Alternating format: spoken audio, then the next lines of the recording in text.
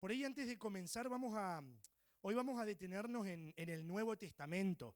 ¿Sí? Tuvimos dos encuentros en torno al Antiguo Testamento y vamos viendo cómo todo el Antiguo Testamento es de alguna manera como está orientado como una promesa, ¿sí? Como una profecía, un anuncio de Cristo, ¿no?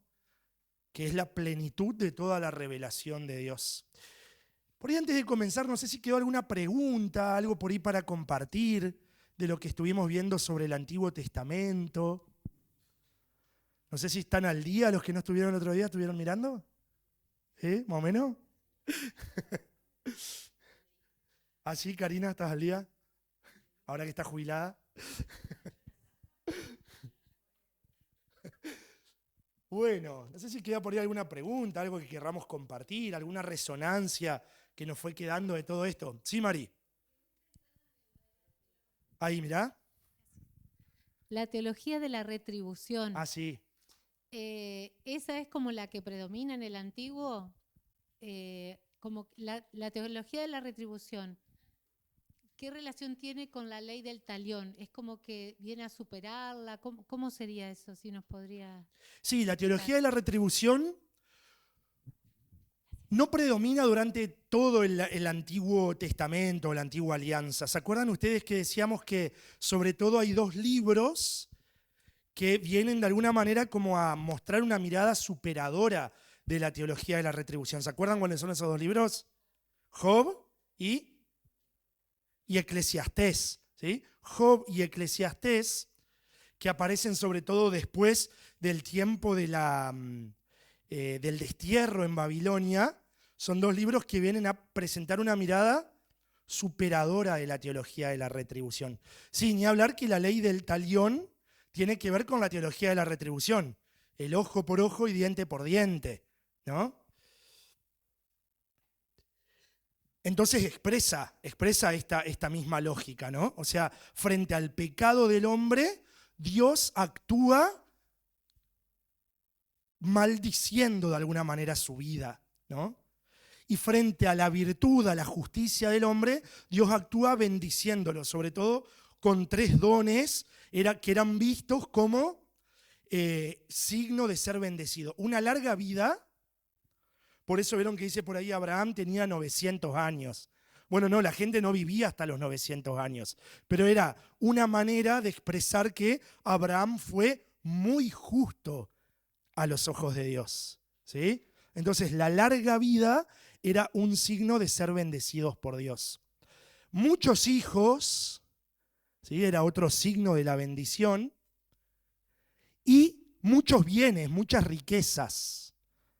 La larga vida, la descendencia y las riquezas como tres signos de que si los recibías era porque habías vivido justamente, habías vivido acorde a la voluntad de Dios. En cambio, si perdías todo eso, era un signo de que tuviste una vida injusta. Job, un hombre totalmente justo, pero que sin embargo perdió todo, viene a ser como una expresión de que hace falta mirar más allá. A Dios no se le puede decir lo que tiene que hacer. A Dios no se lo puede calcular. No es que Dios actúe según nuestros cálculos. Por eso se acuerdan que terminada el libro de Job decía, yo te conocía solo de oídas, pero ahora te han visto mis ojos, ¿no? O sea, en medio del dolor, en medio de la pérdida, te conocí más. Porque me di cuenta que no sos un Dios que está bendiciendo al justo y maldiciendo al injusto. Sos un Dios que está misteriosamente, pero estás. Misteriosamente estás. Jesús es como Job. Job, mejor dicho, es como una imagen de Jesús. Jesús en la cruz, perdiendo todo, es el hombre justo, totalmente atado a la voluntad de Dios. Que sin embargo lo perdió todo. O sea, en la cruz no hay retribución que valga, podríamos decir. Ahora, fíjense cómo todavía la mentalidad de la retribución la tenemos presente. Muchas veces hasta se presenta la fe como un camino a la prosperidad. Si vos crees, vas a parar de sufrir, no vas a tener más problemas. Y todo lo que querías lo vas a conseguir si crees. Si no crees, lo vas a perder. Fíjense cómo muchas veces, no tan así, tan brutamente, pero muchas veces de un modo más sutil todavía la tenemos incorporada. Cuando decimos, por ejemplo, ¿y por qué yo que no hice nada me pasa esto?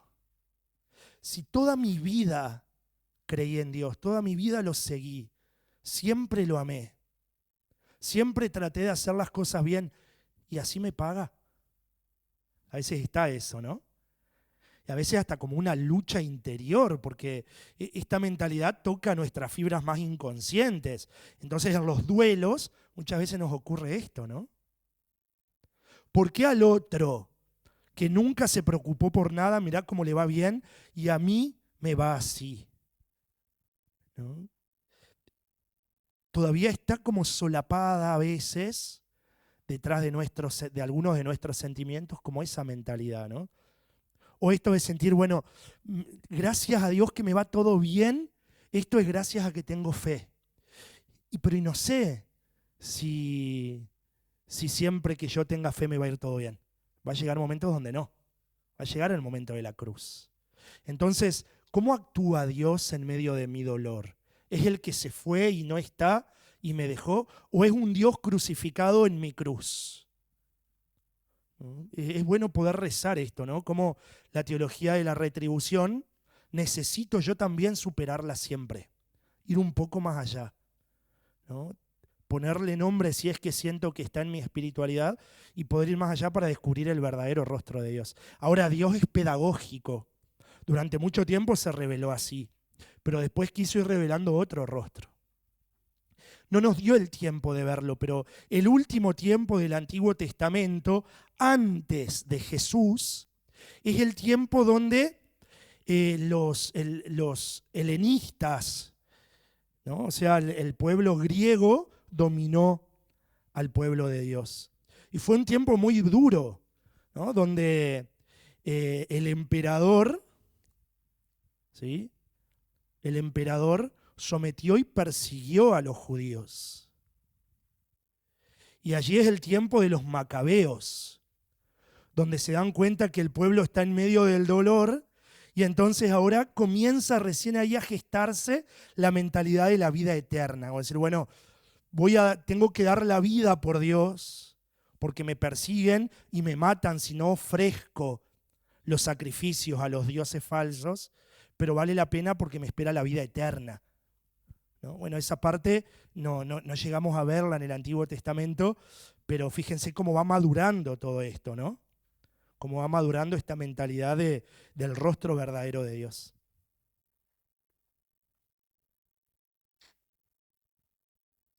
¿Algo más que por ahí haya quedado dando vuelta a estas cosas?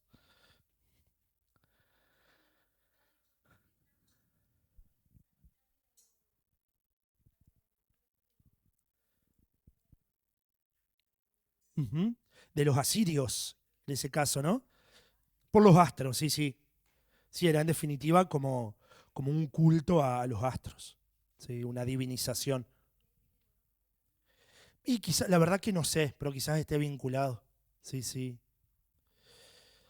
Bueno, y así llegamos al Nuevo Testamento. La idea es poder compartir hoy como una introducción al Nuevo Testamento. ¿Todos tienen su apunte? ¿Sí? ¿A quién le falta? ¿Jessy? Acá Jessy, mirá. ¿Le falta uno?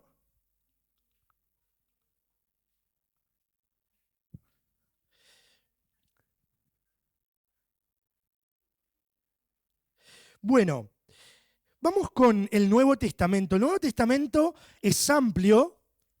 Vamos a detenernos en los 4 evangelios, ¿sí?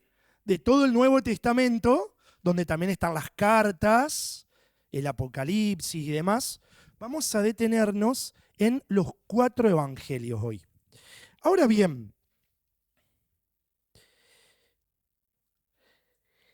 de estos 4 libros, su historia no comienza con el escrito de los libros, sino que comienza mucho antes. Vieron que Jesús no escribió ningún libro, ¿no? ¿Y mandó a sus discípulos a escribir? Tampoco. ¿A qué los mandó? A que lleven la buena noticia. Vayan por todo el mundo y anuncien el Evangelio. El que crea y se bautice se salvará, ta, ta, ta. Bueno, ese anuncio que los cristianos, después de la Pascua de Jesús, después de Pentecostés, comienzan a realizar, se le llama el querigma. ¿Sí? Querigma. ¿Sí? El querigma. ¿Qué hacían los apóstoles? Empezaron a predicar que en Jesús está nuestra salvación.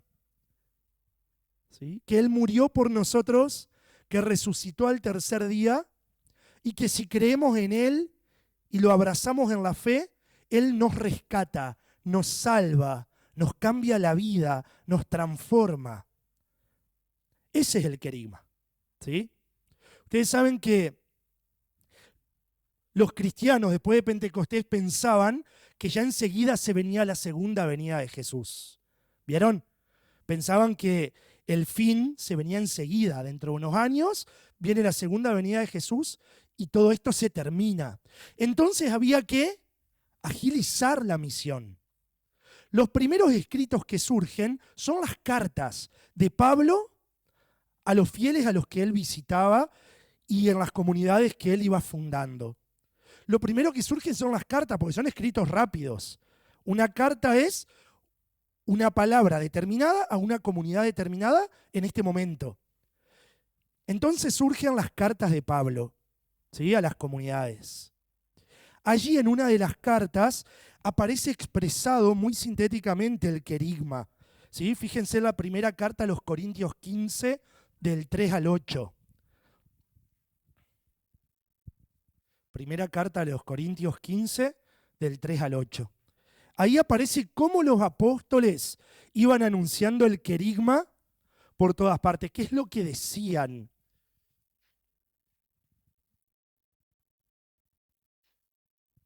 Primera de Corintios 15, del 3 al 8.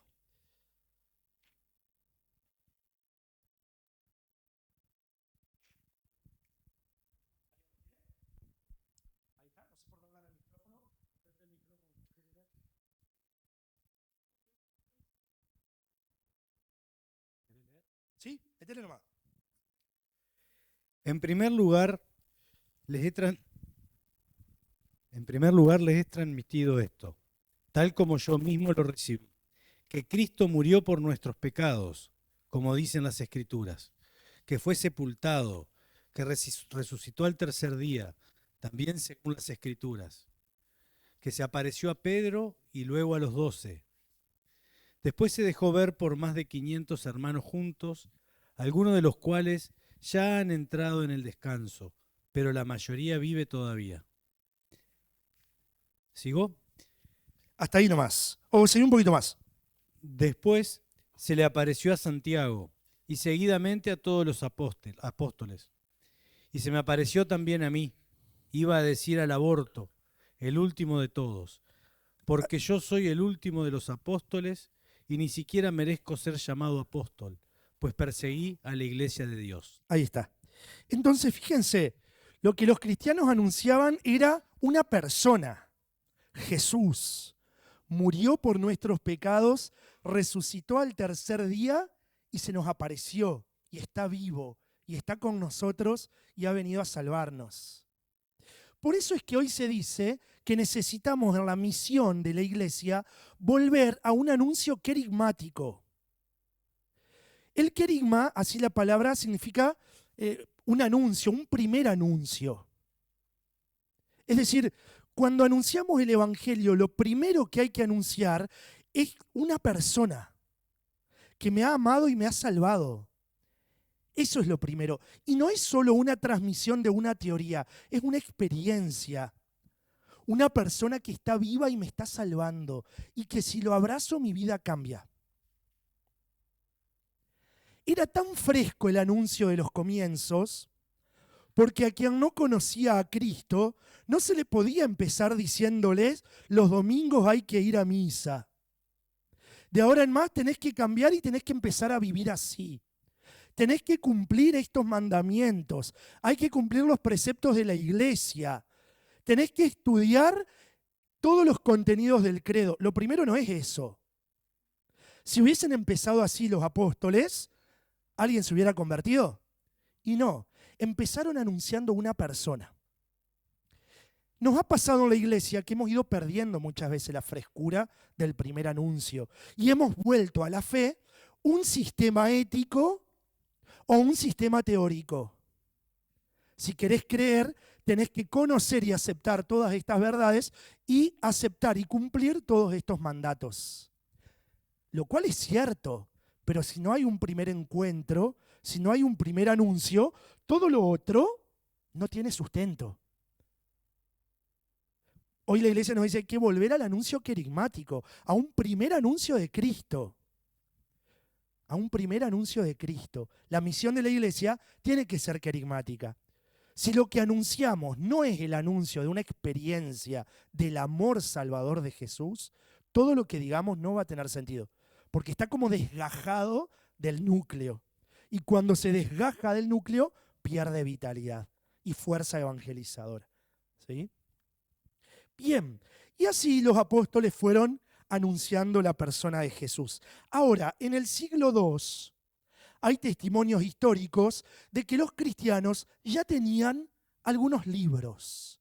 Si ustedes quieren mirar ahí en la segunda página, hay dos textos de historiadores, Papías de Hierápolis de la primera mitad del siglo II, y otro de San Justino, un padre de la iglesia, alrededor del 150 después de Cristo. ¿Alguien quiere leer el primero? Con micrófono así se escucha en la grabación. ¿Lo encontraron? Son los que están así como en cursiva, ¿vieron? ¿Qué pasaba en el siglo II?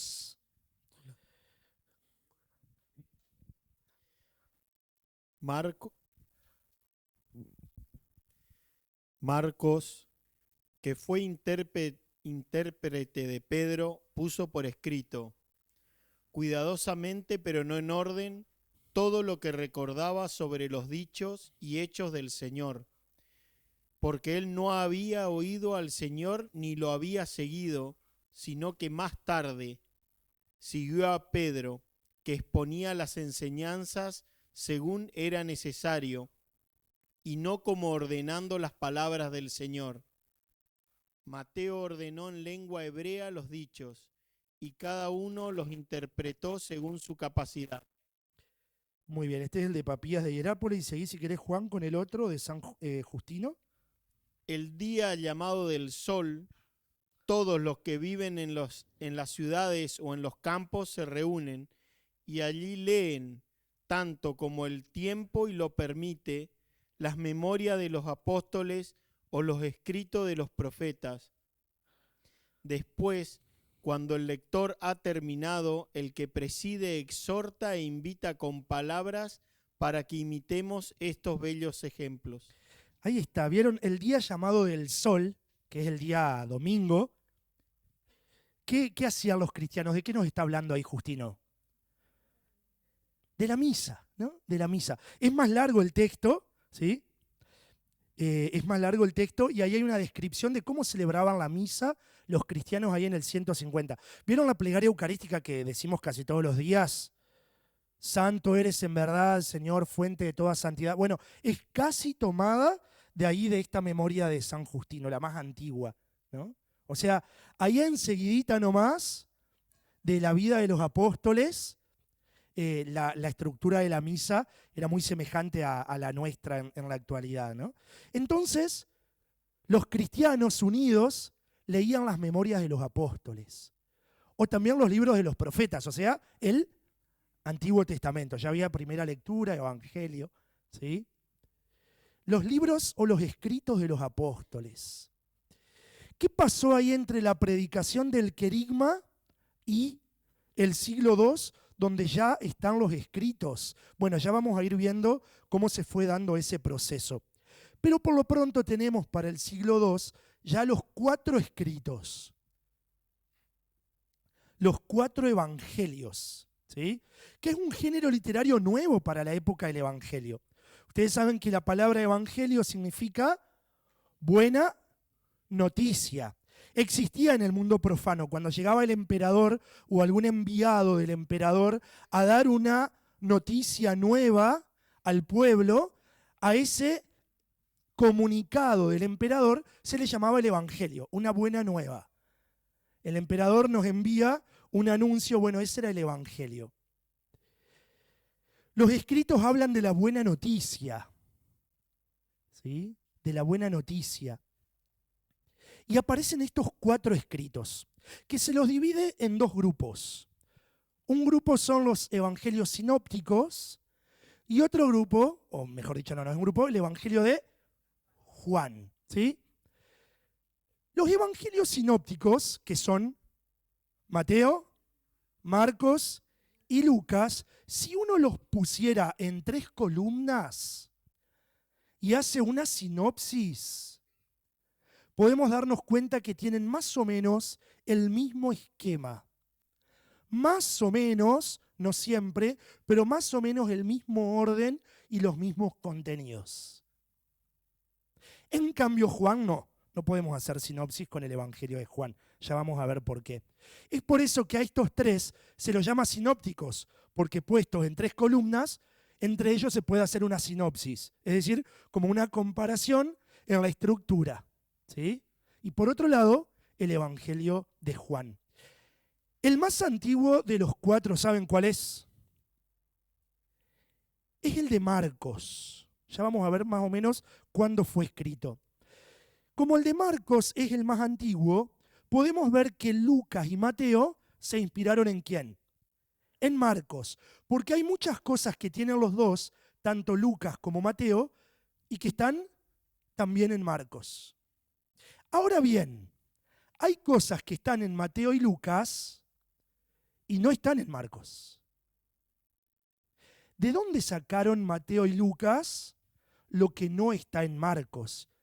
Bueno, la hipótesis más segura es que existe otra fuente antigua, como la de Marcos, que se ha perdido, que no sabemos de dónde salió ni quién la escribió, y que por lo tanto se le llama la fuente Q, como para darle un nombre. ¿Sí? De esa fuente Q, Mateo y Lucas se inspiraron en aquello que no encontraron en Marcos. ¿Se entiende?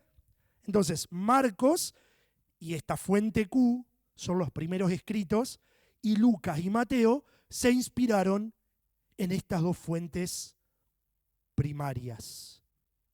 Uno podría reconstruir de alguna manera la fuente Q, ¿de qué modo? Tomando de Lucas y de Mateo lo que no está en Marcos, ¿sí? Ahí se podría reconstruir de alguna manera ese escrito, ¿sí?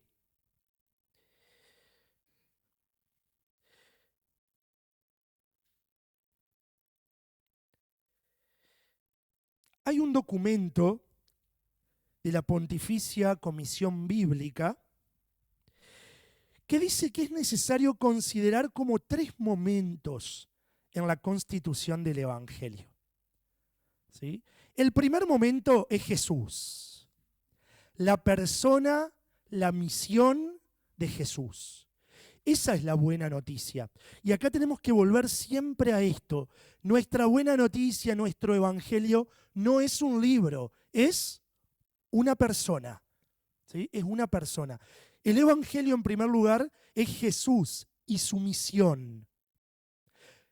Fundamentalmente su muerte, sepultura y resurrección, es decir, su Pascua. Esa es la primera instancia del Evangelio. Una segunda instancia del Evangelio es la predicación de los apóstoles. Como decíamos recién, a Jesús no lo transmitieron en primer lugar escribiendo un libro, sino predicando oralmente. Cuando los apóstoles predicaban oralmente, ya había pasado la Pascua, ya había pasado Pentecostés, y el Espíritu Santo les daba a los apóstoles una inteligencia más plena de lo que habían escuchado de Jesús. ¿Se entiende? Cuando a Jesús lo veían sanando a un enfermo, los apóstoles no estaban comprendiendo todavía quién era Jesús. Solamente pudieron comprenderlo a la luz de la Pascua. Y es el Espíritu Santo derramado el que les dio una inteligencia para anunciar a Jesús con una mayor comprensión.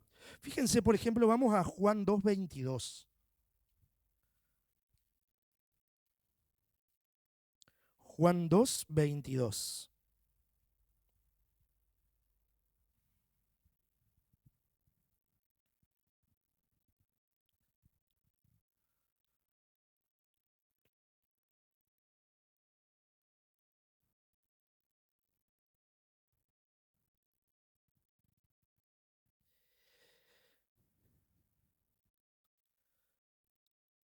¿Alguien lo tiene por ahí? ¿Lo quiere leer?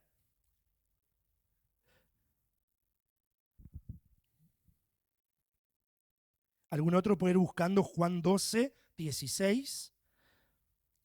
Y con estos dos nomás. Por eso, cuando Jesús resucitó, sus discípulos recordaron que él había dicho esto y creyeron en la Escritura y en la palabra que había pronunciado. Bueno, fíjense lo que ocurre acá. Estamos en el contexto de cuando Jesús purifica el templo, ¿se acuerdan? Y Jesús les dice, destruyan este santuario y en 3 días lo levantaré. ¿Alguien estaba entendiendo ahí qué estaba pasando? No, nadie. Pero dice Juan, por eso los discípulos luego se acordaron de lo que un día Jesús había dicho. ¿Sí? Cuando fue levantado Jesús entre los muertos, es decir, en la resurrección se dieron cuenta de qué significaba eso. Al 3er día voy a reconstruir este templo. Claro, después de la resurrección se dieron cuenta que el templo era Jesús. Que el templo que Jesús levantó era el templo de su propio cuerpo y no era el templo de Jerusalén. Y Juan lo explica ahí. Nos dimos cuenta de esto en la resurrección y ahora se lo anunciamos así, ¿no? ¿Y el otro, alguien quiere leerlo? Dale, María. Al comienzo, sus discípulos no comprendieron esto, pero cuando Jesús fue glorificado, recordaron que todo lo que le había sucedido era lo que estaba escrito acerca de él. Claro, está hablando de cuando Jesús entró en Jerusalén, ¿sí? Montado en un asno. No se dieron cuenta de qué es lo que estaba pasando, pero después de la resurrección se dieron cuenta que era el Mesías del que hablaba Zacarías en el Antiguo Testamento, el rey que viene hacia ti montado sobre un asno. O sea, a la luz de la resurrección, los apóstoles fueron predicando. Por eso es que en la predicación de los apóstoles ya hay una interpretación, no hay una simple información de lo que Jesús hizo, sino que hay una inteligencia más plena y cuando lo predican a Jesús, lo predican anunciando también el sentido de lo que Jesús hizo. ¿Se entiende? No es simplemente contar un relato, es anunciar una experiencia que ahora comprendí gracias al Espíritu. Esa es la segunda etapa en la conformación del Evangelio. Y la tercera etapa es la etapa propiamente de los escritores, ¿sí? Aunque hoy no se pueda decir con claridad quiénes son los autores de los evangelios, es importante reconocer esto. Todo lo que los escritores escribieron en cada uno de los 4 evangelios tiene valor apostólico, es decir, fue anunciado por los apóstoles, que conectaron con la experiencia de Jesús. ¿Se entiende? No fue un invento de unos escritores, fue a la luz del anuncio de los apóstoles, o sea, es de primera mano. Y cada evangelio, como está destinado a una comunidad concreta, pretende mostrar un aspecto de Jesús que el otro evangelio no lo muestra. Y ya vamos a ir viendo qué aspectos fueron cada uno de los 4 evangelios marcando, ¿sí? O sea, los escritores le escriben a una comunidad, no escriben un evangelio para los cristianos del siglo XXI solamente. Escriben a una comunidad.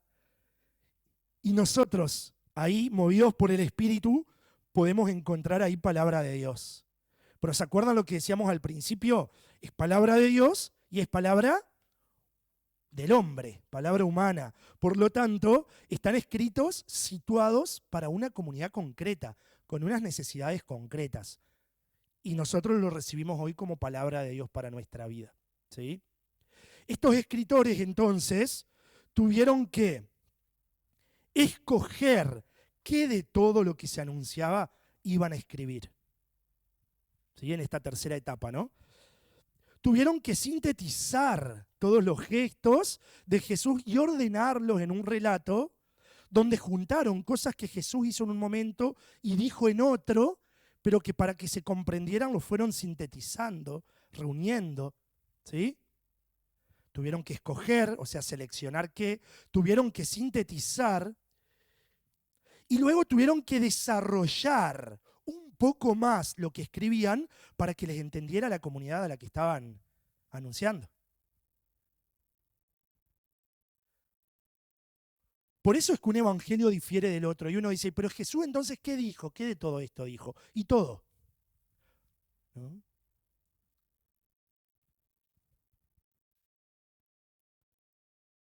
¿Se acuerdan cuando veíamos el valor histórico de los textos? Bueno, hay que comprenderlos así, ¿sí? Hay un trabajo humano de escoger, de seleccionar, de sintetizar, de desarrollar para que sea comprensible para esa comunidad.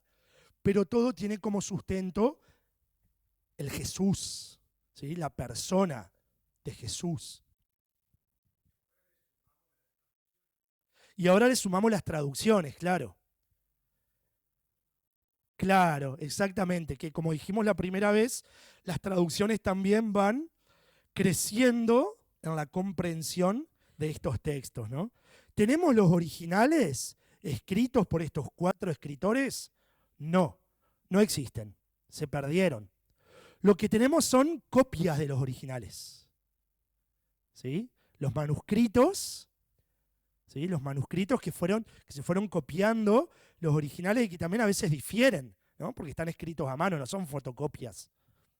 Pero tenemos sí, están los textos que son copias, ¿no? Cuando iba creciendo la predicación y se iba distribuyendo el escrito, ¿sí? Van surgiendo las copias, ¿no? Muy bien, ¿vamos hasta acá? ¿Alguna pregunta de todo esto? Sí. ¿Qué certeza hay de que eso que pasó con Jesús y todo, en la medida en que lo fueron interpretando para los pueblos, sea realmente eso? ¿Qué certeza tenemos de que eso es así? O sea, tu pregunta es, ¿qué certeza hay de que lo que está escrito en los evangelios sucedió históricamente en Jesús? Ajá, bien. No hay que caer en ninguno de los dos extremos, ¿no? Ni en el extremo de creer que todo fue históricamente como está escrito en los evangelios, ni en el extremo de vaciar la historicidad. Acá lo que importa es la persona de Jesús, ¿sí? Su muerte y su resurrección y su obra salvadora en nosotros. Ahora, todo lo que escribieron los autores sagrados fue inspirado por el Espíritu Santo. Eso no hay duda, ¿sí? Fue inspirado por el Espíritu Santo, que nos van dando como matices del misterio. Ahora, los evangelios no son un libro de historia, ¿sí? Sino que son un texto escrito, palabra humana y palabra de Dios, ¿sí? Palabra humana y palabra de Dios, un texto escrito que nos anuncia la persona de Jesús, que es un misterio. Por eso es que los evangelios no son un libro de historia, ¿no?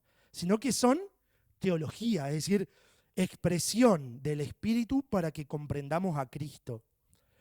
Que todo tiene sustento histórico, no hay duda, ¿no? Ahora, que todo sea tal como el Evangelio lo relata, y no hay que caer en ese extremo del historicismo, ¿no? Pero también es cierto que hay muchos extremos para el otro lado, ¿no? Hay un autor que estudió todo esto, un método de estudio de la palabra que se llama el método histórico crítico, que es justamente esto, estudiar a fondo la historicidad de los textos, y que llega a decir que de todas las palabras de Jesús, la única auténtica es la palabra Abba. ¿no? Bueno, eso es un extremo, ¿no? Claro. Entonces, a la hora de ver la historicidad de los textos bíblicos, todos tienen el sustento histórico de la persona de Jesús. Los distintos matices que cada uno va presentando es el modo en el que el Espíritu Santo nos va invitando a entrar en el misterio de Cristo, que es mucho más que historia, ¿no? ¿Se entiende? Sí, Gris. Bueno, y de los otros apóstoles, ¿no hay registros, no han escrito carta, no han dejado alguna evidencia de su apostolado, digamos, de su predicación?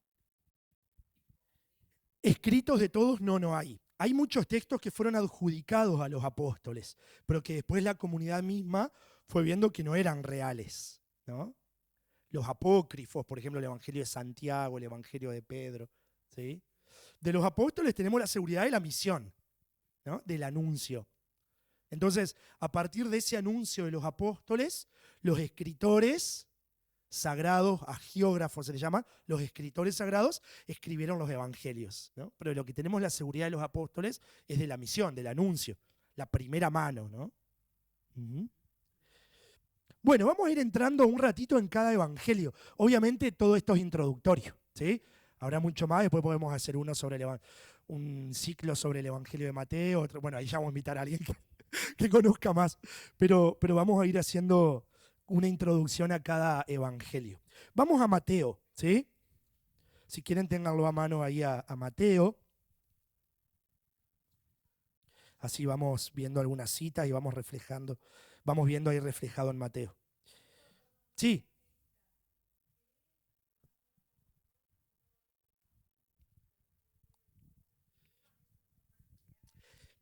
Ese es el tema, hay una mirada más fundamentalista. ¿Vieron? Alguna vez hablamos en The Chosen, que es una producción que no sé bien de dónde viene, pero donde aparece Mateo mirando a Jesús y escribiendo su evangelio. Hay una mirada más fundamentalista y una mirada historicista de los textos, ¿no? Claro, sí. No todos, ¿no? Pero generalmente un poco más. Bien, vamos a Mateo. Los estudiosos dicen que fue escrito este evangelio en Antioquía alrededor del año 80, ¿sí? Por distintos elementos que aparecen en el evangelio, sobre todo porque se nota en el evangelio que la iglesia cristiana ya está separada del judaísmo y en polémica con el judaísmo, ¿sí? Y le escribe a una comunidad judeo-cristiana. ¿Qué significa esto? Vieron que el judaísmo esperaba la llegada del Mesías. Los judíos que reconocieron en Cristo al Mesías esperado, los que reconocieron a Jesús como el Mesías esperado, no es que dejaron de ser judíos para comenzar a ser cristianos. No, porque es continuidad. ¿Vieron? O sea, Jesús es novedad en la continuidad. Siguieron yendo los sábados a la sinagoga al principio, siguieron la circuncisión, las leyes de pureza ritual, todo eso siguió igual. Sobre todo en los primeros momentos, en los primeros años. Después se va a dar un quiebre con el judaísmo, obviamente, porque quienes no reconocen a Cristo como el Mesías, también van a ir haciendo como esa expulsión de la sinagoga y del templo a los cristianos, ¿no? Pero al principio todo se da junto. Bueno, Mateo fue escrito cuando ya se dio la separación con el judaísmo, pero fue escrito ¿para quiénes? Para cristianos que eran judíos. Eso es una comunidad judeo-cristiana, ¿sí? Vamos a ver dónde queda esto de manifiesto. Alguien busque Mateo 5 del 23 al 24. Mateo 5 del 23 al 24. Otro puede buscar Mateo 24, 20. Y otro puede buscar Mateo 4, 23. ¿Quién tiene Mateo 5 del 23 al 24?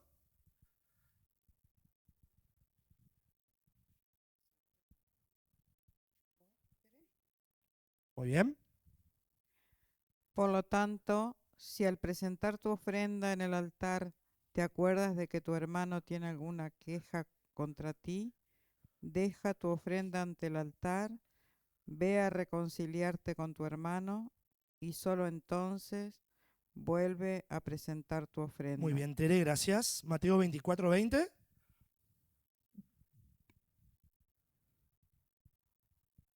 Rueguen para que no tengan que huir en invierno o en día sábado. Bien. Y Mateo 4:23. 4:23. Jesús empezó a recorrer toda la Galilea. Un poquito más. Enseñaba en la sinagoga de los judíos. Proclamaba la buena nueva Ahí del está. reino. Listo. Bueno, fíjense, aparecen 3 elementos. En la primera aparece la ofrenda en el altar. No se trata del ofertorio que hacemos nosotros en misa, eso no existía todavía. La ofrenda en el altar, ¿quiénes la hacían? Los judíos. Y Jesús le dice a los cristianos, si vas al templo a presentar tu ofrenda en el altar y no estás reconciliado con tu hermano, ¿sí? Está dando, por supuesto, que todos entienden cuando se habla del altar y de la ofrenda. Luego, en Mateo 24:20, ¿qué aparece propio de los judíos? El sábado. Rueguen que estas cosas no pasen en invierno o en el sábado. Es decir, el invierno y el sábado son los días que no van a poder huir y escaparse. En el invierno, porque hace frío, y en el sábado, porque no se puede andar. En Marcos, el texto paralelo, no habla del sábado, dice rueguen que no sea en invierno. Porque si decía que no sea el sábado, Marcos, que le escribía a otra gente, no iban a entender de qué estaba hablando Marcos, qué tiene que ver el sábado. Y el tercer texto habla de las sinagogas. Y no dice las sinagogas de los judíos, como leyó Juan Martín, que leíste mal. No, mentira. Está bien, son traducciones. El texto original dice las sinagogas de ellos. O en sus sinagogas. ¿A dónde es que estaba ahí? ¿Qué lugar? De Galilea. Entonces supone que hay sinagogas que son de los destinatarios del libro. O sea, si dice recorría sus sinagogas, no las de ustedes. Digamos, ¿no? Y claro, sí, donde se anunciaba puede ser. Entonces, todo esto y muchos elementos más está diciendo, bueno, Mateo, el Evangelio de Mateo lo está escribiendo a un grupo de judíos cristianos. Gente que conoce la fe judía porque eran parte de ella, ¿no? Y es muy interesante entonces el esquema de Mateo. Mateo le da mucha importancia a los discursos. ¿Saben cuántos discursos hay en el Evangelio de Mateo? 5. Jesús aparece dando 5 discursos. Todo esto con una introducción, que es el origen de Jesús, su infancia, y una conclusión, que son los relatos de la muerte y resurrección de Jesús. En el medio hay 5 discursos. Es importante ver a Jesús dar 5 discursos, porque los 5 discursos corresponden a los 5 libros de la Torá o del Pentateuco, que eran el libro fundante del pueblo judío. Génesis, Éxodo, Levítico, Número y Deuteronomio son los 5 libros fundantes del judaísmo. Y ahora Jesús aparece dando 5 discursos, como diciéndonos, la nueva ley ahora es Jesús. El nuevo Moisés ahora es Jesús. En el primero de estos discursos, Jesús sube al monte y dice las bienaventuranzas. Jesús en el monte es como Moisés en la montaña recibiendo los mandamientos y dándolos al pueblo. Los 5 discursos de Jesús, Mateo está explicando con eso que en Jesús está la plenitud de la ley antigua y que Jesús es el nuevo Moisés. No lo vamos a ver ahora, pero después lo ven en casa. Fíjense ahí el esquema, ¿vieron? Donde dice plan del Evangelio. Están los 5 discursos con una introducción y una conclusión. Por lo tanto, son ¿cuántas partes? 7. El número 7 para el judío es el número de la perfección. Las 7 partes está hablando de la perfección en Jesús y los 5 discursos de que Jesús es el nuevo Moisés. ¿Sí? Y están bien delimitadas cada parte. Si ustedes después miran el comienzo ahí de, por ejemplo, la primera parte es la infancia de Jesús, los orígenes, ¿sí? capítulo 1 y capítulo 2. La segunda parte, miren, es desde Mateo 3 hasta Mateo 7. ¿Vieron? Ahí dentro hay un discurso, unos relatos y luego un discurso. Termina el capítulo 7 de Mateo diciendo que cuando Jesús acabó estos discursos, la gente se quedó asombrada de su doctrina porque les enseñaba como quien tiene autoridad. ¿Sí? Después viene otra parte, la parte 3, que sería el segundo discurso, desde Mateo 8 hasta Mateo 10. En Mateo 8 y 9 hay relatos de los milagros y en Mateo 10 hay un largo discurso, ¿sí? Sobre el envío, la elección de los 12, sobre el poder del reino. Y termina este discurso en Mateo 11:1 que dice, cuando acabó Jesús de estas instrucciones a sus discípulos, partió de allí. ¿Sí? Cada discurso termina bien clarito, diciendo, cuando Jesús terminó este discurso, empezó otra cosa. O sea, es clara la intencionalidad teológica, ¿no? De los 5 discursos de Jesús como el nuevo y definitivo Moisés y como la plenitud, ¿no? Bien, ¿y cuál es el mensaje central entonces que Mateo quiere dar? La imagen de Cristo que Mateo presenta y más valora es la de Jesús como el enviado de Dios, en quien se cumplen todas las expectativas del Antiguo Testamento. Como le está escribiendo a una comunidad judeocristiana, le está diciendo, gente, lo que vos esperabas, lo que tus abuelos esperaban, lo que los patriarcas esperaban, acá en Jesús se cumplió plenamente. Él es el enviado anunciado por los profetas. Esa es la imagen principal de Mateo.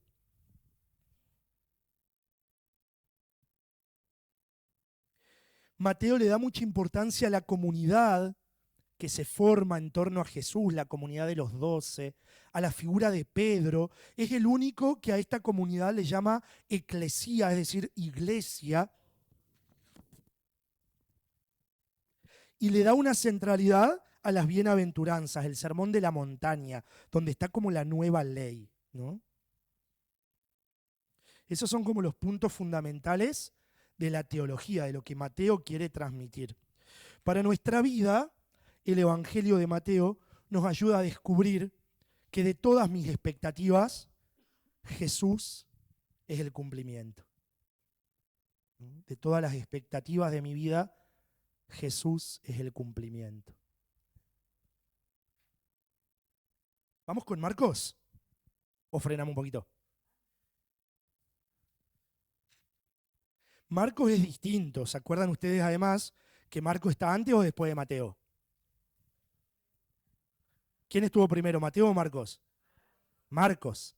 Nos traiciona un poco el orden de los evangelios, que realmente no sé por cuál es el motivo del orden, pero cronológicamente Marcos escribió antes. Marcos, vos sabés que en algunas cosas sí, pero sin embargo es mucho más cortito y escueto. Pero tiene algunos detalles muy expresivos. Eso es cierto, Oscar. Tiene algunos detalles muy expresivos. Pero sin embargo es mucho más escueto y más simple, podríamos decir, con una estructura además mucho más simple. Marcos, según nos decía Papías de Hierápolis, que escuchamos recién, Marcos era discípulo de qué apóstol? De Pedro. Y Marcos escribió, se entiende que escribió el Evangelio tras la muerte de Pedro. Ustedes saben que Pedro murió en la persecución del emperador romano contra los cristianos. ¿Por qué el emperador romano persiguió a los cristianos? En el 60 y pico, 64 si no me equivoco, en Roma hubo un gran incendio. El incendio de Roma. Claro, los romanos tenían sus dioses, el culto a los dioses paganos. Y de pronto vino esta desgracia a Roma. Y surgió la sospecha de que los culpables quizás fue que hay algunos dentro de nuestro imperio que no le está rindiendo culto a nuestros dioses, que está rindiendo culto a otro Dios. El chivo expiatorio de la culpabilización del incendio de Roma recayó sobre los cristianos. Entonces Nerón empezó una gran persecución contra los cristianos. Allí murió Pedro, ¿sí? Martirizado en Roma. Y Marcos escribe a la iglesia después de la muerte de Pedro. Seguramente iluminado este escritor por la predicación del apóstol Pedro, ¿no? A una comunidad, a una iglesia que estaba muy desmoralizada, que estaba haciendo experiencia del sufrimiento. Nosotros seguimos a Jesús y de pronto estamos sufriendo. ¿Qué es esto? ¿Qué nos está pasando? Bueno, ahí para iluminar esa situación de dolor, de sufrimiento, Marcos le escribe a la iglesia. La mayoría de la iglesia a la que Marcos escribe son venidos del paganismo, no del judaísmo. No son judíos, ¿sí? Son paganos. Y allí a ellos les escribe Marcos.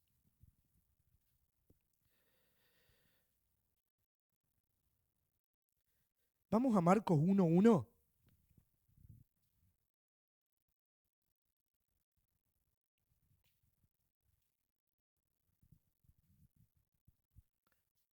Marcos 1:1. Ahí está el título de la obra de Marcos,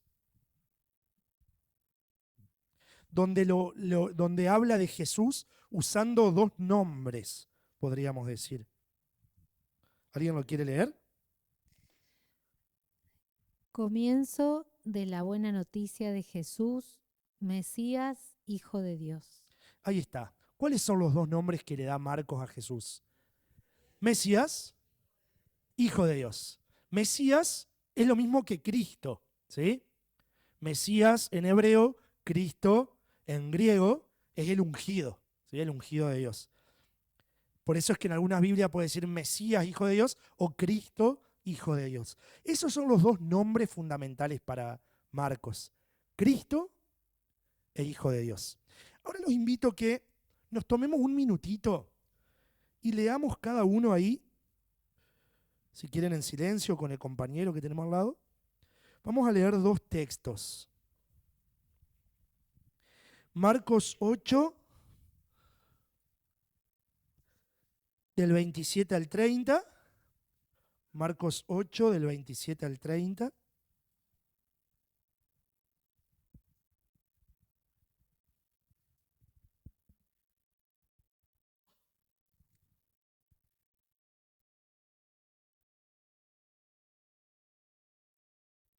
Texto, si quieren nos tomamos un ratito para leerlo, después les digo el otro.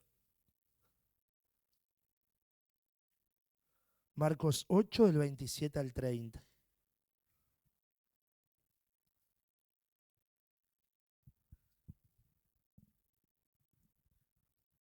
Marcos 8, del 27 al 30.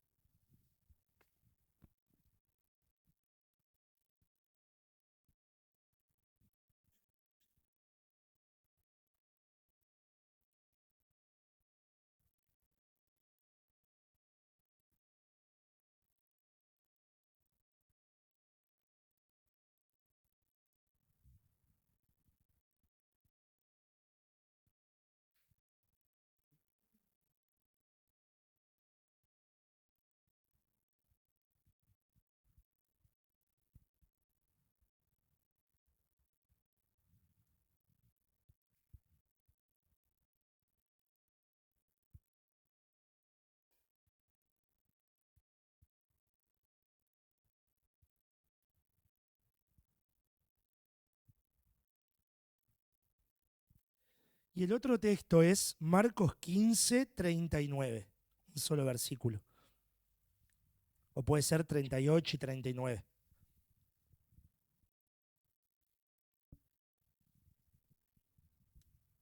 (38, 39).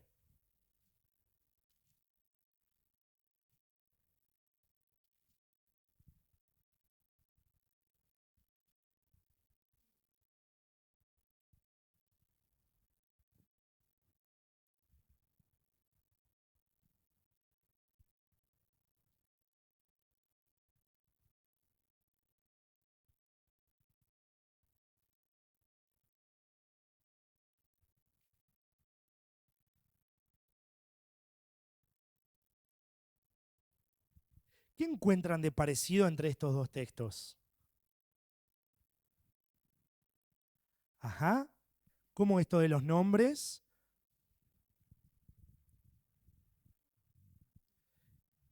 ¿Y qué hay en los dos textos? ¿Qué se da en los dos? En los dos hay un reconocimiento, ¿no? En primer lugar, un reconocimiento por parte de Pedro, que le dice realmente tú eres el Mesías. Y luego un reconocimiento de parte del centurión, que le dice verdaderamente eres el Hijo de Dios. Los que estudian el Evangelio de Marcos dicen que hay claramente dos partes dentro del Evangelio. Una que termina con la profesión de fe de Pedro y otra que termina ahí en la cruz, ¿sí? Con la profesión de fe del centurión. Por lo tanto, lo que Marcos quiere reflejar es que el seguimiento de Jesús es un camino. Y en el camino, cuando voy con Él, lo voy reconociendo. ¿No? Fíjense, antes de la de Pedro, del reconocimiento por parte de Pedro, Jesús desde el comienzo del Evangelio está en camino. Aparece como un largo camino hasta la cruz. Siempre Jesús va caminando y ese camino termina en la cruz. Fíjense en la profesión de fe de Pedro, ¿qué está antes de eso? La curación de un ciego, ¿sí? La curación de un ciego. La curación del ciego significa que Jesús en nosotros obra la capacidad de reconocerlo paso a paso, gradualmente, como el Cristo, como el Mesías, como el Salvador.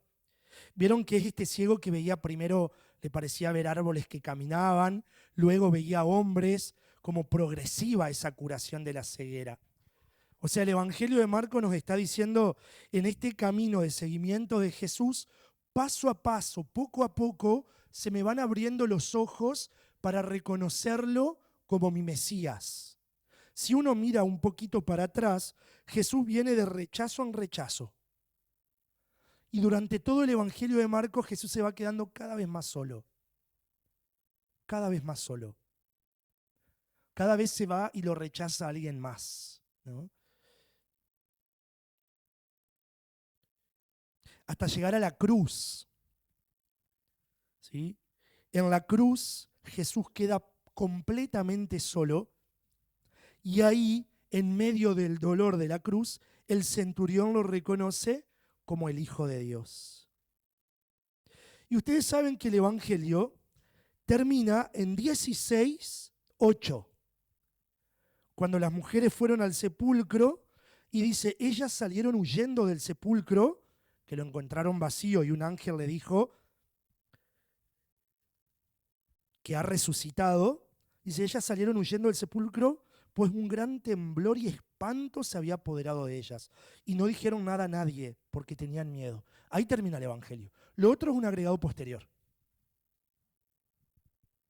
Las apariciones de Jesús resucitado es un agregado posterior al Evangelio, que también es parte del Evangelio. Pero la obra original, dicen los que estudian, terminaba ahí.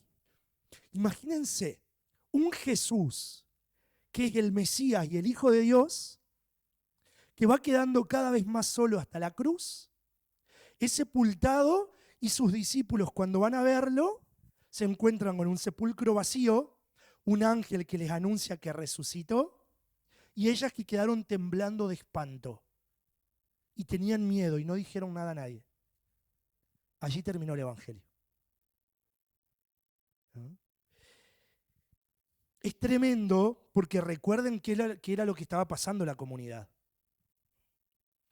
A los cristianos de Roma, afligidos por la persecución, que se preguntaban por qué Dios no interviene de una manera extraordinaria, Marcos les muestra a un Jesús sufriendo los mismos atropellos que ellos. ¿Sí? O sea, ¿dónde está Jesús sufriendo con nosotros, que somos su comunidad? Ese es el mensaje de Marcos, ¿no? Un Jesús que viene a sufrir con nosotros. Por eso rezar el Evangelio de Marcos nos ayuda a descubrir que el seguimiento de Jesús es un ir reconociéndolo paso a paso para descubrirlo compañero de camino también en mis sufrimientos. Sí, Mari. Y tiene algo que ver que ahí él les prohíbe que digan cuando Pedro confiesa y que las mujeres quedan aterradas y no dicen nada. Esa prohibición, el secreto mesiánico se llama. Vieron que muchas veces Jesús aparece prohibiendo. Cuando alguien lo reconoce Mesías, les prohíbe. ¿Por qué les prohíbe? ¿Qué expectativa tenían los judíos del Mesías? Un liberador político que viniera a liberarlos de una vez por todas de tanto sometimiento. Vieron que fuimos viendo la historia del pueblo de Israel, cuánto sometimiento político, social, económico. Esperaban que el Mesías sea ese liberador. De hecho, cuando Pedro lo reconoce Mesías, todavía es esa la imagen que Pedro tiene. ¿Se acuerdan que Jesús enseguida les anuncia la pasión? Y Pedro le dice en el otro evangelio, ¿no? Eso no va a suceder, no digas eso, Señor. Y Jesús le dice, ven detrás de mí, ¿no? La prohibición es para que no se malinterprete el mesianismo, porque solamente a la luz de la cruz, por eso tiene que ver con esto, ¿sí? Tiene que ver. Porque solamente a la luz de la cruz se va a poder comprender cuál es el estilo de la salvación, cuál es, más que el estilo, la manera de salvación que este Mesías trae. Que no es una salvación así como la expectativa nacionalista, con la expectativa triunfalista, sino que es la salvación a través de la cruz y la resurrección. En Marcos esto es muy fuerte. Es como el centro, ¿no? El Cristo sufriente que salva a través de su sufrimiento. Por eso esa insistencia en no decir nada a nadie, ¿no? Claro, no le hicieron caso y lo escribieron. Entonces, tiene que ver con eso, ¿no? La prohibición.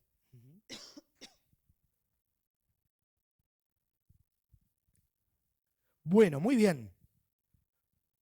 ¿Entramos un ratito en Lucas?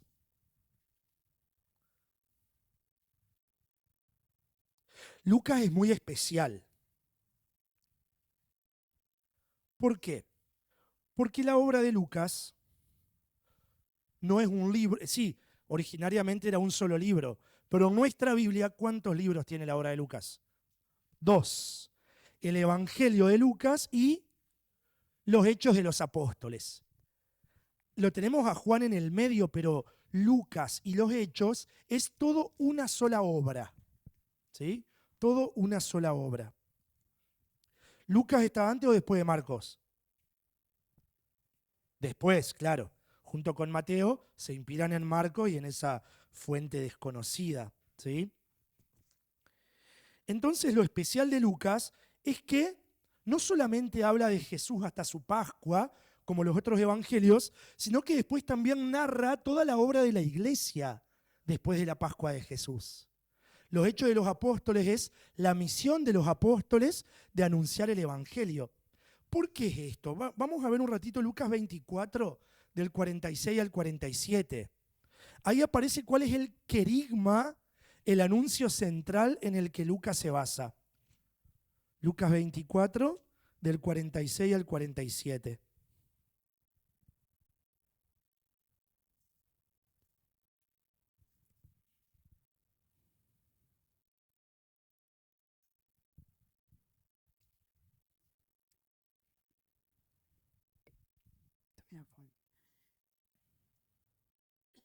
¿Alguien lo quiere leer?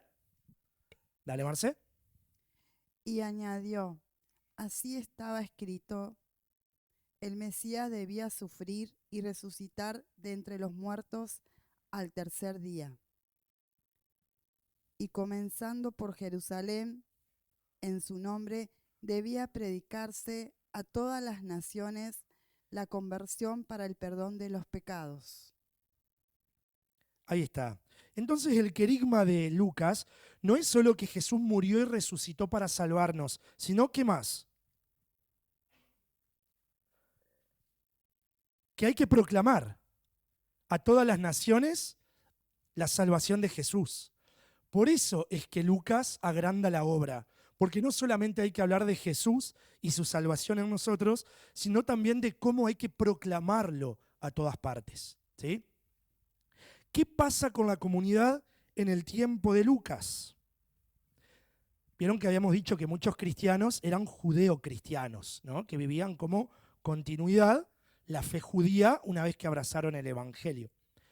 Pero había algunos cristianos que no eran judeocristianos, que eran paganos, que no conocían de la antigua ley, del Antiguo Testamento, y que ahora recibieron el Evangelio.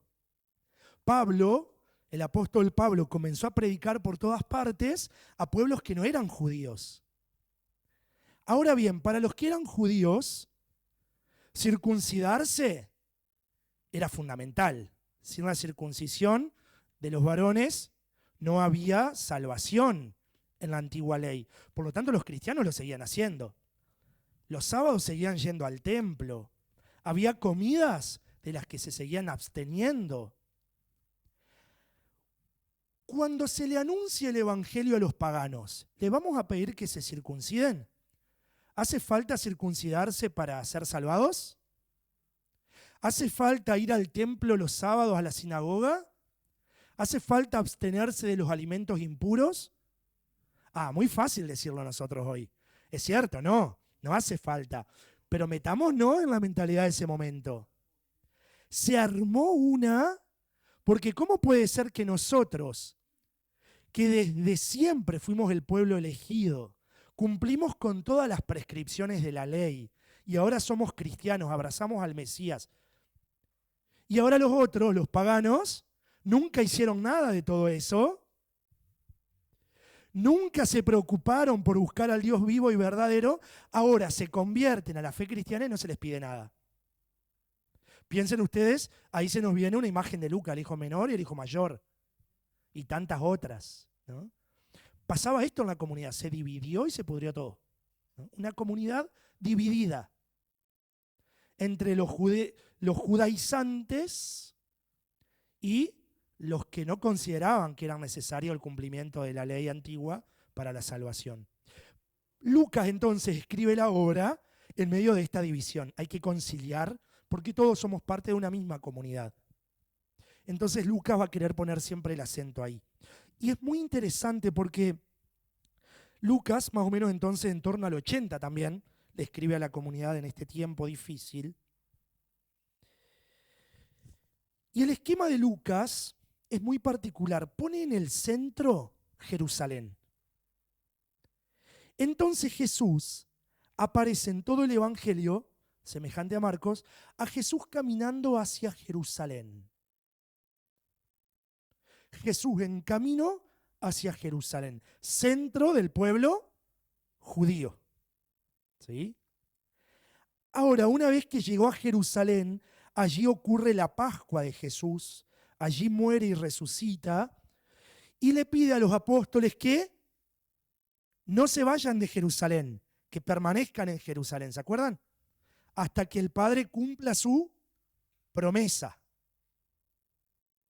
Ahora bien, entonces todo el Evangelio de Lucas es desde las afueras hacia Jerusalén. Veamos ahora cómo comienza el libro de los Hechos de los Apóstoles. Vamos a Hechos 1. Aquí aparece Jesús resucitado hablándole a los apóstoles antes de la ascensión.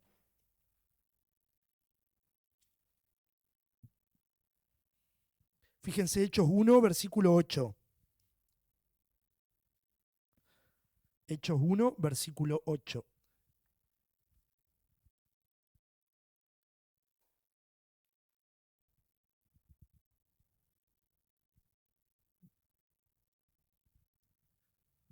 ¿Alguien lo quiere leer? Dale.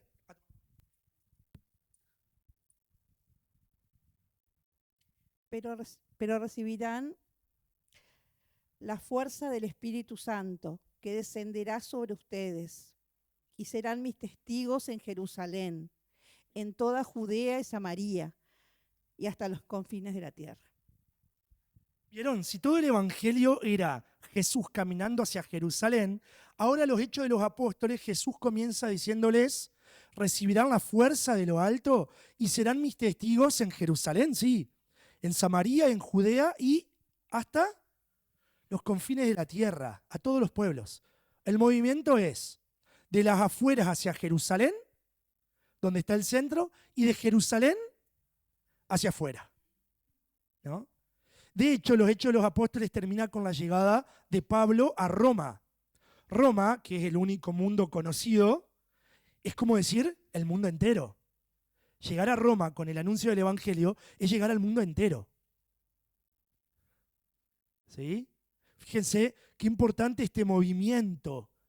Dicen algunos, centípetro, ir desde mis afueras hacia el centro, la Pascua de Jesús, y desde Cristo el movimiento centrífugo, desde el centro hacia las afueras. Es siempre el movimiento misionero, ¿no?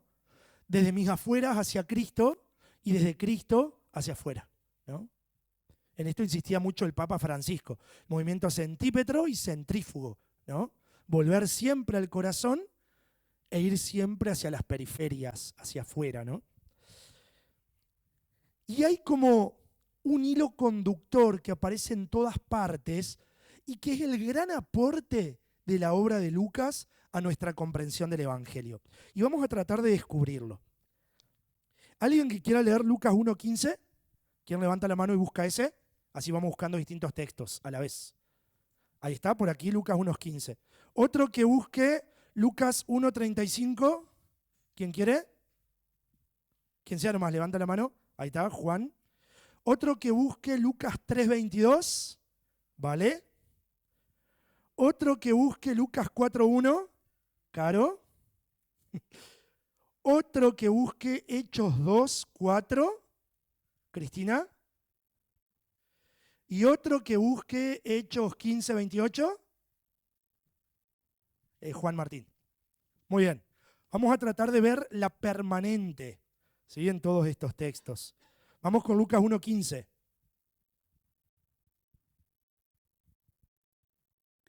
Porque este hijo tuyo será un gran servidor del Señor. No beberá vino ni licor, y estará lleno del Espíritu Santo ya desde el seno de su madre. Bien, es el anuncio del ángel a Zacarías, ¿sí? Lucas 1:35. ¿Quién lo tenía? El ángel le respondió, el Espíritu Santo descenderá sobre ti y el poder del Altísimo te cubrirá con su sombra. Por eso el niño será santo y será llamado Hijo de Dios. Muy bien, Lucas 3:22, ¿vale? El Espíritu Santo bajó sobre él y se manifestó exteriormente con una aparición como de paloma. Y del cielo llegó una voz, tú eres mi Hijo, el amado, tú eres mi elegido. Gracias, ¿vale? Lucas 4:1. Jesús, lleno del Espíritu Santo, regresó a las orillas del Jordán y fue conducido por el Espíritu al desierto, donde fue puesto a prueba por el diablo durante 40 días.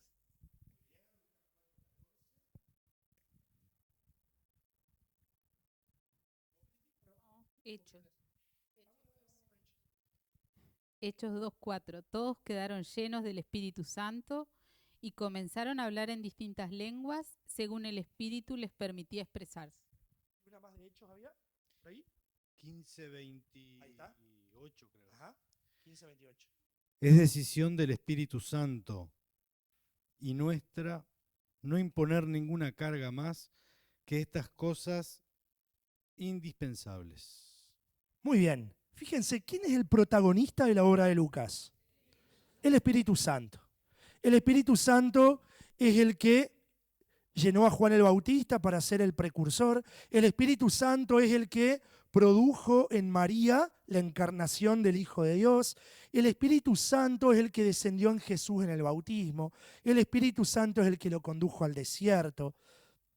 El Espíritu Santo es el que fue enviado sobre la comunidad en Pentecostés. El Espíritu Santo es el que, como leía Juan Martín, inspiró a los apóstoles frente a esta controversia, si le imponemos o no le imponemos las cargas, a decirle que no, que a los paganos no se le iba a imponer ninguna carga, salvo lo indispensable. El Espíritu Santo es el que une. Frente a una comunidad dividida, la unidad está en la obra salvadora que el Espíritu Santo va haciendo en la iglesia. ¿Vieron? Ese es el contenido fundamental de Lucas. Lucas es el gran anunciador del Espíritu Santo, ¿sí? Y otra cosa fundamental en Lucas es la defensa de los pequeños, de los humildes, de los pobres, porque los paganos están en desventaja frente al pueblo judío. Pueblo judío que alardea de ser el pueblo de Dios, de ser el hermano mayor, ahora tiene que abrazar al hermano menor que recién llega, ¿no? Entonces hay una insistencia en Lucas de mostrar cómo Jesús amaba a los pequeños, a los pecadores. Y allí, ¿quiénes aparecen en Lucas? ¿Cuáles son los pequeños, los pecadores que aparecen en Lucas, que se acuerden por ahí? Los niños, aparecen los niños, ni hablar. Zaqueo, ¿se acuerdan de Zaqueo? Aparece también ahí Zaqueo.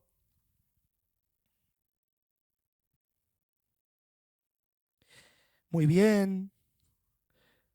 Aparece también el buen ladrón, que se convierte en el último instante, ¿no? Como esa invitación constante de Jesús a abrazar al que llega. ¿Sí? Abrazar al que llega.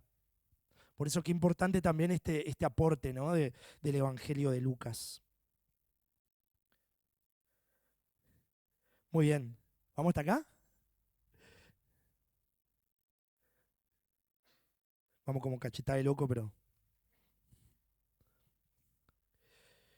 Y vamos un ratito con Juan, ¿sí? Nos tomamos 10 minutitos más, ya son las 10:30, pero vamos a tomarnos 10 minutos para Juan. Tenemos un problema con Juan. Y no con los Juanes que están acá. Si uno mira el Evangelio de Juan, se da cuenta que con los otros tres tiene poco que ver, ¿no? Las palabras de Jesús son palabras súper elaboradas en el Evangelio de Juan. Cómo Jesús hablaba así en el Evangelio de Juan y en los otros Jesús hablaba más simplemente.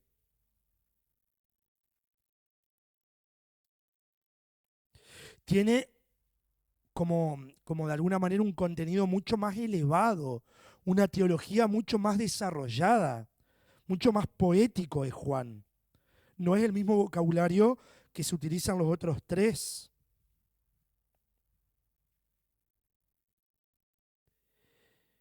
Bien, ¿de dónde sale este evangelio? ¿Por qué es tan distinto? Encima todo el tiempo habla Juan de un discípulo amado, ¿sí? ¿Quién es este discípulo amado? Porque Juan, cuando habla del discípulo amado, habla en tercera persona. No parece ser el mismo el que escribió el Evangelio de Juan con el discípulo amado. Evidentemente son dos personas distintas.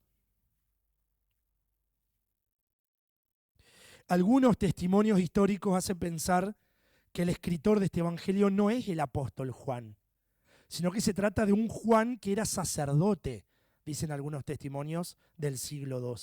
Por lo tanto, el apóstol Juan, el discípulo amado y el escritor del Evangelio son tres personas distintas. La tradición reconoció en el discípulo amado al apóstol Juan. ¿Está mal esto? No, está bien.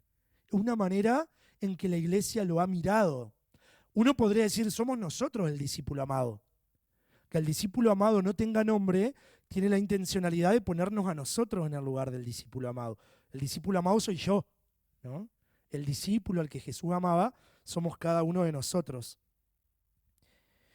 Lo más probable, dicen los estudiosos, es que el discípulo amado, probablemente influenciado por la predicación del apóstol Juan, el discípulo amado habría formado una comunidad cristiana después de la resurrección del Señor. Una comunidad independiente, se cree que en la zona de Éfeso, que no tuvo contacto con las otras comunidades ¿sí? Bastante influenciado por los helenistas, por eso tiene mucho de una mentalidad como un poco más griega. Y los miembros de esa comunidad del discípulo amado hayan escrito esta obra, ¿no? Eso es un intento de solución que algunos estudiosos dan al tema, pero no es lo que más nos importe, ¿sí? El esquema del Evangelio de Juan es precioso. Se divide en dos partes, ¿sí? La primera parte, desde el capítulo 1 hasta el capítulo 12 entero. En esa parte, dentro del Evangelio de Juan, hay 12 signos. En Juan no se llaman milagros. El Evangelio de Juan le llama signos. ¿Cuál es la diferencia entre llamarle milagro y llamarle signo? La diferencia es que un signo, fíjense, un signo es una realidad que me remite a otra, ¿no? Si uno mira, por ejemplo, aquel signo que está allá atrás, al lado de la puerta, uno ve un cigarrillo tachado, esa realidad, ese cartel con un cigarrillo tachado, me está remitiendo a una orden que dice no fumar. Pero ese cartel no es un no fumar, ese cartel es un cartel que me remite a otra realidad. Un signo es ese cartel que me está diciendo algo. Un signo es un elemento que me habla de otra cosa. Decir que los evangelios para Juan son signos, que los milagros para Juan son signos, significa que lo más importante no está en el milagro, sino que lo más importante está en lo que el milagro está expresando de la persona de Jesús. Esto nos viene bien también a nosotros para ubicar el lugar del milagro en nuestra vida de fe. El milagro no es el centro. Si en algún momento sucede un milagro, el milagro es para darme a conocer un poco más a Jesús. Muchas veces pasa que alguien pide algo, esto se me concede y chau, me alejé, ¿no? O que voy detrás del milagro, una fe para conseguir un milagro. Y en realidad la fe es para adherirme a Jesús. Bueno, en Juan los milagros son signos que me dicen algo de la persona de Jesús. Son 7 los milagros, los signos, perdón. Nuevamente acá el simbolismo del número 7, ¿no? Las bodas de Caná, la curación del hijo del funcionario real, la curación del enfermo que está en la piscina, la multiplicación de los panes, Jesús que camina sobre el mar, la curación del ciego de nacimiento y la resurrección de Lázaro. Y en algunos de estos signos aparece una frase muy repetida en el Evangelio de Juan que nos ayuda a interpretar el signo. ¿Se acuerdan ustedes cuál era el nombre de Dios? El nombre de Dios dejé incompleta la pregunta. El nombre que Dios, el nombre de Dios revelado a Moisés. Yo soy, ¿no? Yo soy el que está salvando, decíamos ahí en el segundo encuentro. Yo soy el que está salvándolos. Bueno, estos signos muchas veces concluyen con un yo soy de Jesús, donde Jesús se revela como de naturaleza divina, como el Dios entre nosotros. ¿Se acuerdan algún yo soy? Yo soy la vida, la resurrección y la vida, por ejemplo, cuando Jesús resucita a Lázaro. Yo soy la luz del mundo cuando Jesús cura al ciego. Yo soy el pan vivo bajado del cielo en la multiplicación de los panes. Yo soy la puerta. Yo soy el camino, la verdad y la vida. Yo soy el buen pastor. Todos esos yo soy revelan que ese Dios, que es el Dios que dice yo soy el que está, ¿no? Yo soy el que los está salvando, se cumple en Jesús. Jesús es el yo soy de Dios. Yo soy el que está salvándote, ¿no? Los milagros tienen la finalidad de revelar quién es Jesús, ¿no? Por eso son signos. Y la segunda parte del capítulo 13 en adelante, se llama el libro de la hora. La hora. ¿Vieron que el Evangelio habla de una hora? ¿Se acuerdan dónde aparece esa hora? Por ejemplo, las bodas de Caná, ¿se acuerdan? Mujer, todavía no ha llegado mi hora. ¿No? Todavía no ha llegado mi hora. Y sin embargo, Jesús adelanta ahí la hora. Allá en Juan 19 va a decir el Evangelio, y en aquella hora el discípulo la recibió a María en su casa, que era la hora de la cruz. ¿Sí? En Juan, la cruz es la hora, es decir, el kairos, el momento de la intervención salvadora de Dios en nuestra vida. ¿Sí? Por eso, del capítulo 13 en adelante hasta el capítulo 20, el centro está puesto en la llegada de la hora. ¿Sí? Allí aparecen muchas alusiones a la hora.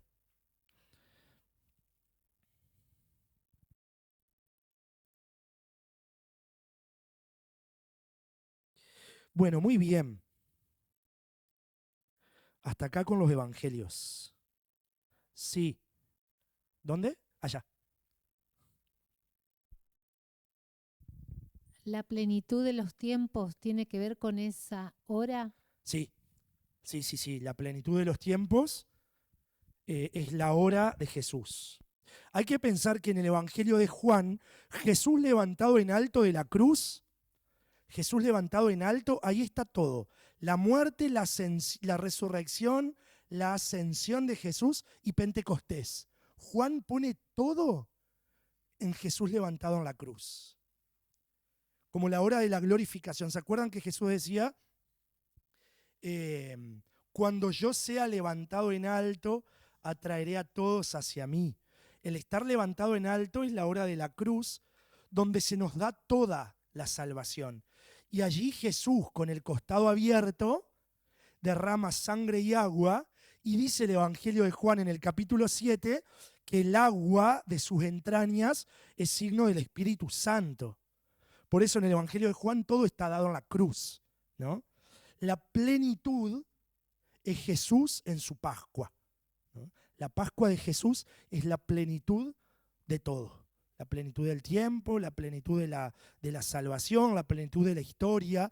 Ahí está el centro en la Pascua de Jesús, en Jesús levantado en alto, ¿no? Por eso nosotros, este signo de la cruz levantada en alto, en nuestras casas, en las iglesias, es como una proclamación de que en Jesús, entregando la vida, está la plenitud de todo lo que soy y de todo lo que espero, ¿no? El amor más grande. ¿Sí?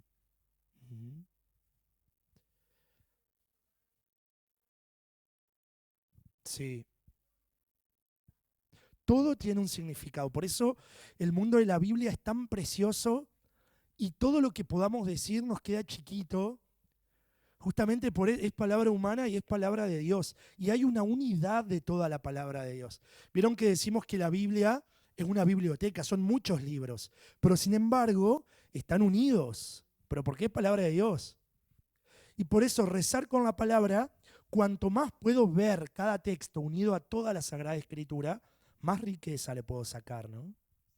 ¿Sí? Por eso está todo entrelazado. Y todo lo que hay en el Nuevo Testamento es cumplimiento de lo que en el Antiguo Testamento aparece como profecía y como promesa, ¿no? Por eso a lo que voy es cómo se une el yo soy, esto último, Sí. al yo soy de Moisés. Sí, Cómo realmente. lo trae después. Y es más, el modo que Jesús tiene de llamar a su madre, o sea, hay muchísimos vínculos con el Antiguo Testamento. Vieron que ahí a María la llama mujer, ¿no? La llama mujer. Decíamos que ahí está unido lo de la hora, ¿no? Bueno, la mujer es la misma que en Génesis 3:15 Dios le dijo, un descendiente de la mujer pisará la cabeza, ¿no? Y tú le acecharás el talón. Bueno, María es esta mujer cuyo descendiente está venciendo el mal, ¿no? Entonces, las alusiones no es simplemente porque los escritores bíblicos eran inteligentes y conocían la palabra de Dios. También por eso. Eran personas orantes, que conocían la historia de la salvación, pero además porque estaban movidos por el Espíritu. ¿Mm? Sí. Ujú.